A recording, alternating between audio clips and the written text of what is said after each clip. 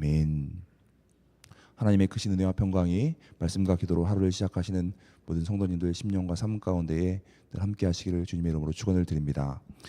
오늘 신명기 20장 말씀은 전쟁에 관한 규례입니다. 전쟁에 관한 윤리와 원칙들에 대해서 우리에게 말씀해 주고 계시는데, 첫 번째로 전쟁을 하는 데 있어서 가장 중요한 것, 두려워하지 않는 것입니다. 1절부터 4절까지에 있는 말씀을 보면 결국엔 두려워하지 말라라고 말씀하죠. 사무엘상 17장 말씀을 보면 다윗과 골리앗이 싸우는 장면이 나옵니다. 골리앗은, 그리고 골리앗을 두려워했던 이스라엘 백성들은 자신들이 가지고 있는 자신의 소유, 자신의 무기, 그리고 자신들의 어떤 조건을 보고 그 상황을 보고 있었지만, 골리앗을 이긴 다윗은 자신의 어떤 소유나 조건, 그 상황을 보는 것이 아니라 그보다는 하나님을 봤습니다. 하나님을 보았기에 그 전쟁에서 그 골리앗을 이길 수 있었음을 우리가 보게 됩니다. 하나님이 어떠한 분이신지, 만군의 주 여호와이시고 이스라엘의 군대의 하나님이시다. 하나님께서 골리앗 너를 내 손에 넘기신 분이시다.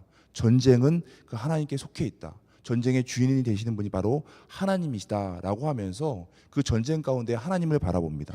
그러니 육신의 눈으로 보이는 어떤 소유나 조건을 본 골리앗이 아니라 하나님을 바라보고 하나님을 믿고 의지하며 전쟁에 나아간 그 다윗이 골리앗과의 싸움에서 이기게 되는 것을 보게 됩니다. 내가 가진 것, 어떤 소유나 상황, 조건을 보는 것이 아니라 하나님을 보라라는 겁니다. 영의 눈을 떠서 하나님을 볼 때에 우리가 두려워하지 않을 수 있다라고 오늘 분명히 우리에게 말씀하고 있습니다.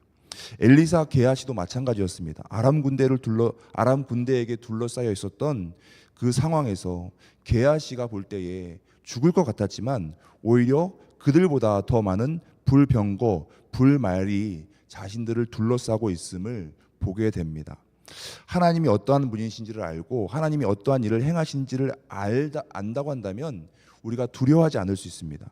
우리와 함께 하시는 임마누엘의 하나님이시고, 그 하나님은 우리의 구원자 되시는 분, 즉 종살이했던 애굽으로부터 우리를 출애굽시키신 분이시고, 죄와 사망으로부터 우리를 건져내신 분이시고, 또 뿐만 아니라 여호와 니시, 우리를 위해서 싸워서 승리케 하시는 분, 바로 그분이 우리의 하나님이심을 우리가 믿어야 두려워하지 않을 수 있습니다. 그렇게 오늘 1절부터 4절까지의 말씀은 전쟁에 나갈 때 그 하나님이 어떠한 분이신지를 알고 그 의지할 때 우리가 두려워하지 않을 수 있다라고 분명히 우리에게 말씀합니다.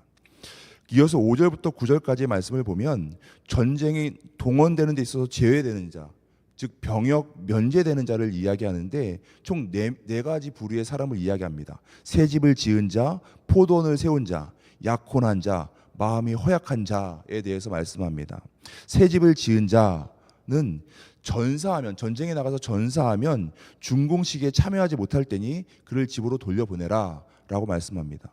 또 포도원을 세운 자, 그가 전쟁에 나가서 전사하면 그 과실을 먹지 못할 때니, 포도원을 세우고 포도원의 과실을 먹지 못할 때니 집으로 돌려보내라 라고 말합니다.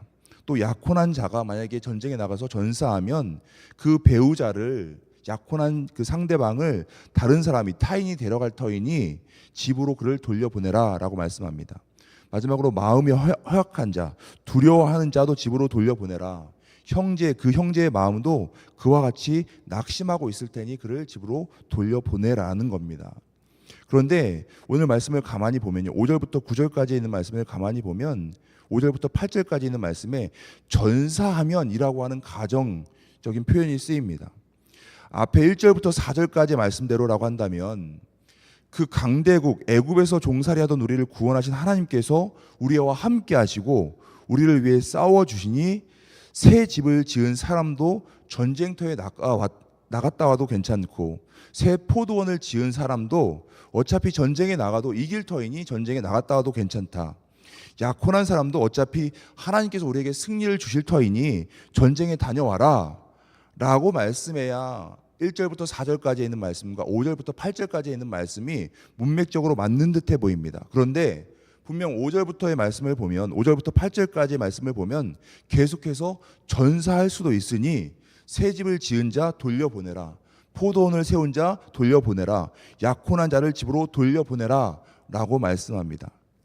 이렇게 말씀을 보면 즉 100% 희생 없이 승리한다는 보장이 없다는 것을 우리가 깨닫게 됩니다.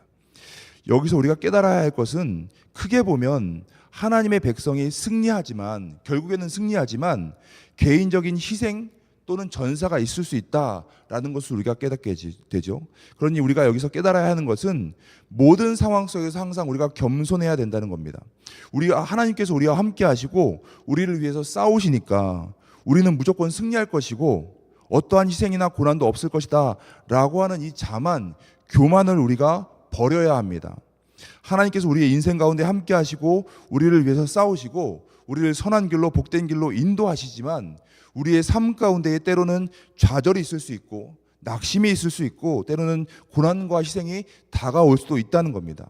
우리의 인생이, 우리의 삶이 그러하니 우리의 인생 가운데 하나님이 어떠한 분이신지를 알고 하나님을 철저히 신뢰하되 자만하지 말고 교만하지 말고 겸손히 하나님의 뜻 가운데, 하나님의 뜻이 우리 삶 가운데 이루어짐을 기대하며 살아가야 한다라는 것을 오늘 말씀을 통해서 깨닫게 됩니다.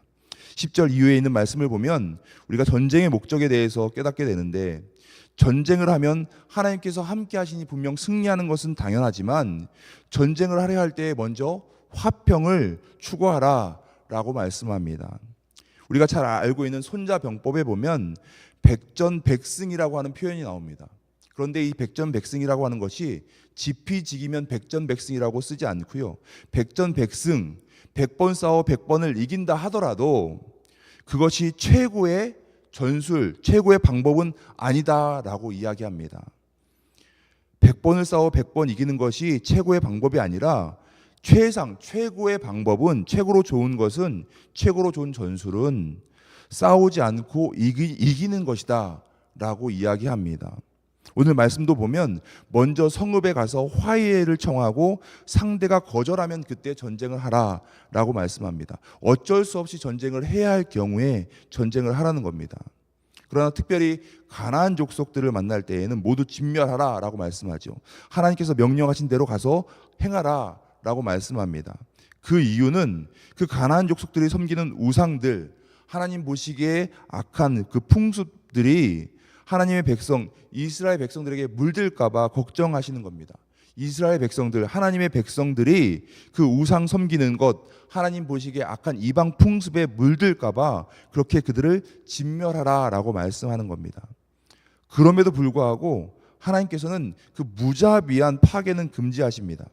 그러니까 하나님을 저버리는 우상 숭배, 이교적인 풍습에 물들게 하는 것은 철저하게 배척하고 끝까지 싸워 이기라라고 말씀하시면서도 우리가 전쟁을 해야 하는 이유나 목적은 이 무자비한 파괴 파멸을 위함이 아니라 하나님을 경외하면서 하나님의 뜻대로 살아가게 하시기 위함을 오늘 말씀을 통해서 우리가 깨닫게 됩니다. 결국 오늘 신명기 20장의 말씀은 전쟁과도 같은 우리 삶 가운데, 우리 인생 가운데 우리가 어떻게 살아야 하는지를 말씀해 주시는데, 그 가정 가운데 때로는 환난과 고난, 좌절, 희생이 발생할 수도 있습니다. 그럼에도 하나님께서 우리와 함께 하시기에 우리는 그 전쟁과도 같은 우리의 인생에서 결국에는 승리하는 삶을 살게 됩니다. 세상의 전쟁의 목적은 무너뜨리고 파괴하는 것이 그 목적입니다.